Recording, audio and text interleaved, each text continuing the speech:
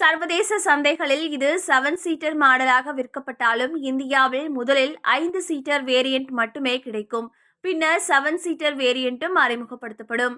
இதில் 1.5 litre petrol engine, 2 electric மோட்டார்கள் மற்றும் 26.7 கிலோவாட்ஸ் பேட்டரி பேக்கப் பொருத்தப்பட்டிருக்கும். இந்த பவர் ரைடின் 375 பிஹெச்பி பவரையும் 610 என்எம் டார்க்கையும் உருவாக்கும். முழுவதுமாக எலக்ட்ரிக் மோடில் 139 கிலோமீட்டர் வரை பயணிக்க முடியும். ஜே-டூர் T2 பிளக்-இன் ஹைபிரிட் எஸ்யூவியின் விலை சுமார் 20 லட்சம் முதல் 30 லட்சம் வரை இருக்கலாம். டொயோட்டாவின் இந்த எஸ்யூவியின் சோதனை ஓட்ட மாதிரி சமீபத்தில் தென்பட்டது. இதை வைத்து பார்க்கும்போது இந்த ஆண்டு இறுதிக்குள் இது சந்தைக்கு வர வாய்ப்புள்ளது. சோதனையில் காணப்பட்ட மாடலில் நீளமான ஓவர் ஹேங்குகள் மற்றும் அகலமான பக்கவாட்டு தோற்றம் இருந்தது.